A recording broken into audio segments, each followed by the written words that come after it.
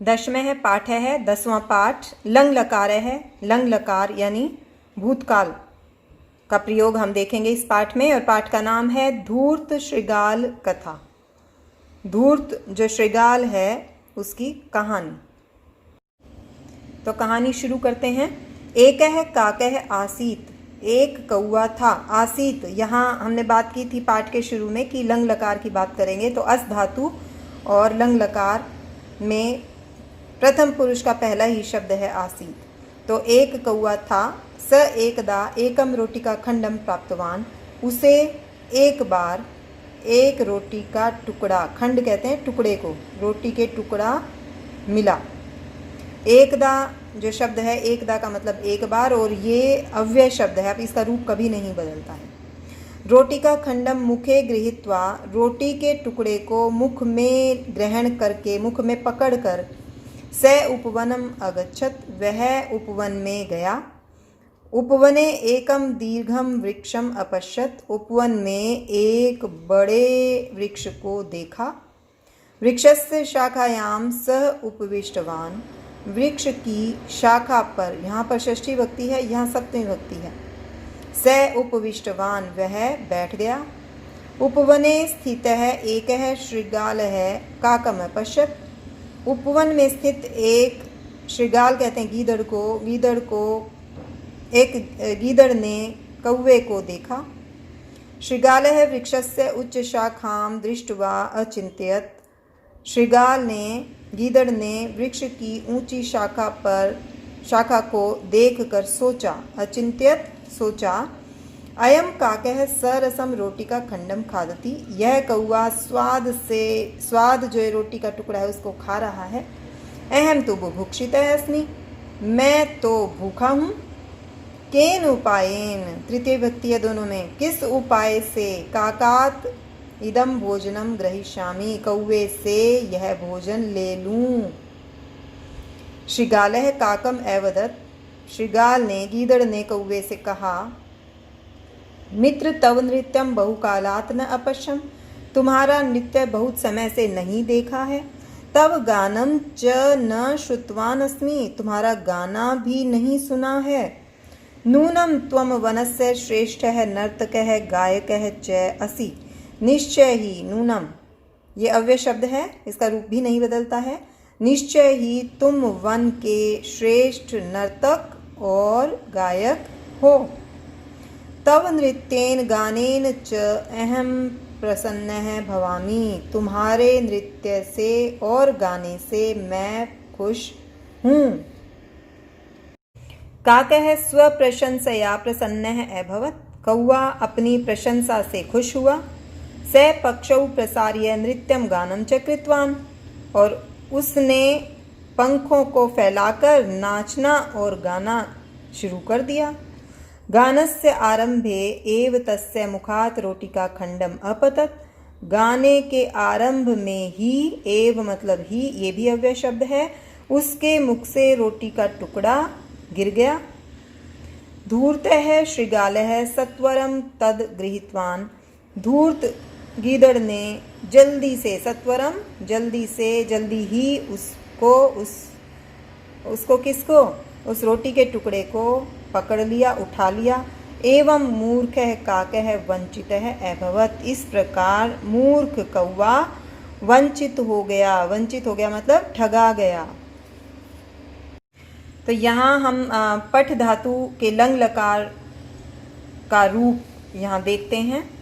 उसका प्रथम पुरुष में तीनों वचनों में क्या रूप होगा, मध्यम पुरुष के तीनों वचनों में कैसा रूप होगा, और उत्तम पुरुष में कैसा रूप होगा, और क्या इनके अर्थ होंगे।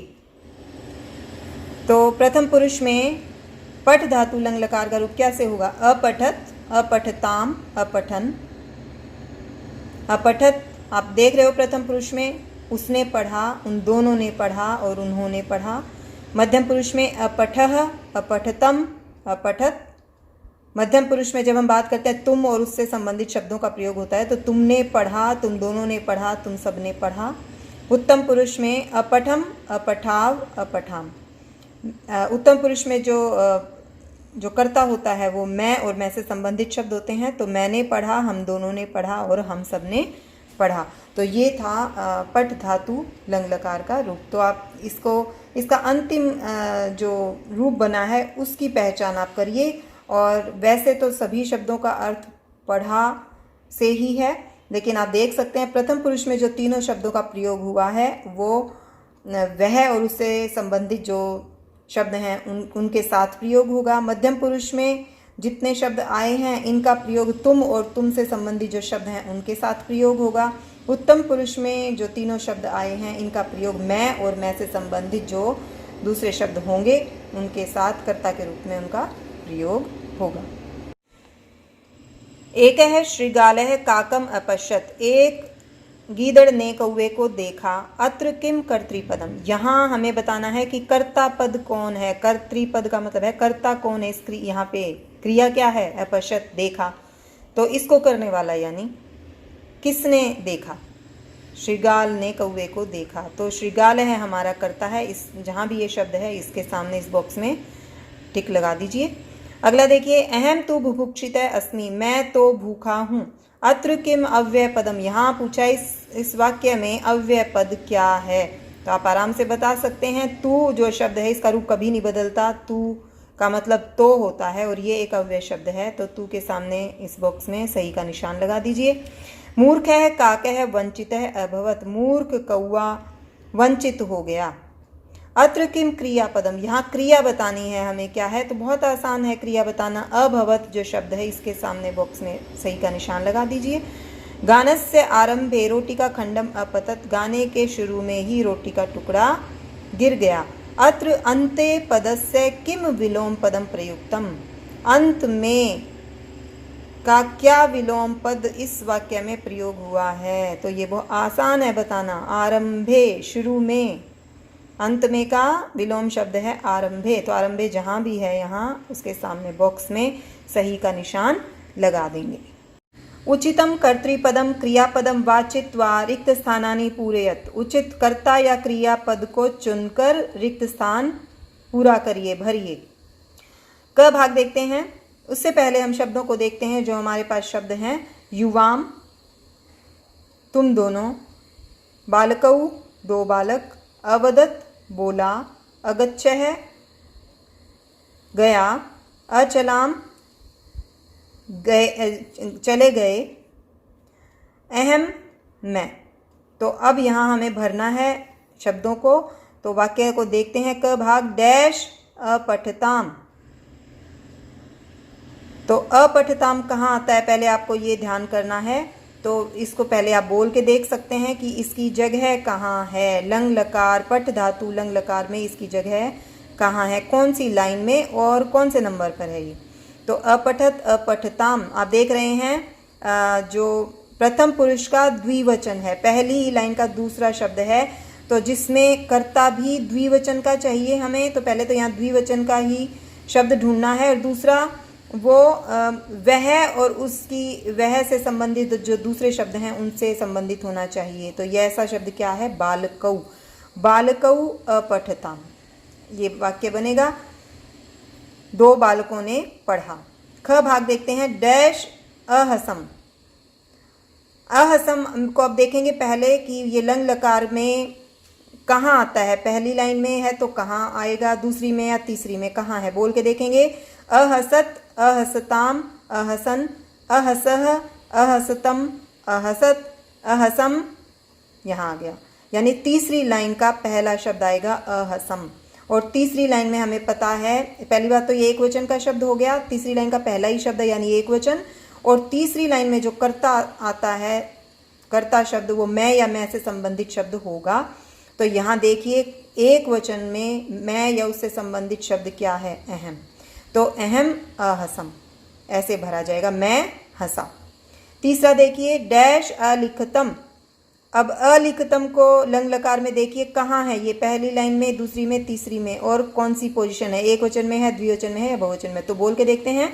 अलिखत अलिखताम अलिखन अलिखह अलिखतम। तो ये कहाँ आया, ये दूसरी लाइन में यानी मध्यम पुरुष में और द्विवचन में आया है। तो पहली बात तो यहाँ जो शब्द देखेंगे वो द्विवचन का देखेंगे और दूसरा दूसरी लाइन में है तो जो कर्ता होगा वो क्या होगा, वो तुम से संबंधित शब्द होगा और द्विवचन का होगा। तो देखिए ऐसा कौन सा शब्द है, युवाम। युवाम का मतलब तुम दोनों, तो युवाम अलिखतम, तुम दोनों ने लिखा।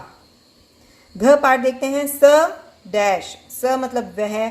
तो ये आप देख सकते हैं कि इसमें हमें जो क्रिया चाहिए, जो लंग लकार का शब्द चाहिए, वो कौन सा होगा, प्रथम पुरुष का एक वचन, यानी पहली ही लाइन का पहला शब्द होना चाहिए इस कर्ता के साथ यहाँ भरने के लिए। तो ऐसा शब्द ढूंढिए, यहाँ कौन सा है, अवदत। अवदत यहाँ आएगा, स अवदत, वह बोला। ग देखिए, वयम डैश, वयम का मतलब हम सब। हम सब कहाँ आएगा, कौन सी लाइन में, कौन से कर्ता में शामिल है ये आप देख सकते हैं। उत्तम पुरुष क्या का ये मतलब बहुवचन शब्द है, तो उत्तम पुरुष फैमिली से आएगा ये, क्योंकि मैं और मैं से संबंधित शब्दों में आता है ये हम सब। और उत्तम पुरुष में कौन सा वचन, बहुवचन। तो उत्तम पुरुष के बहुवचन का रूप हमें लिखना है, वो ढूंढना है। यहाँ पे बताइए कौन सा हो सकता है लंग लकार में उत्तम पुरुष में बहुवचन। तो यहाँ देखिए, अचलाम, इसको भरते हैं यहाँ पर, वयम अचलाम, हम सब चले। लास्ट देखिए वह भाग, त्वम डैश, त्वम मतलब तुम, और तुम से संबंधित जो शब्द हैं, जो कर्ता हैं, वो उनके साथ जब क्रिया लगाएंगे तो क्या ध्यान देंगे, ये कौन सी लाइन में आएंगे, तू और तुम से संबंधित शब्द दूसरी लाइन में आएंगे। और दूसरी लाइन में भी ये एक वचन है, द्विवचन है, बहुवचन है, त्वम तुम ये एक वचन है। तो दूसरी लाइन में यानी मध्यम पुरुष में एक वचन का शब्द, एक वचन की क्रिया हमें ढूंढनी है लंग लकार में। तो यहाँ कौन सा शब्द होगा, अगच्छः। कैसे, अगच्छत, अगच्छताम, अगच्छन, अगच्छः।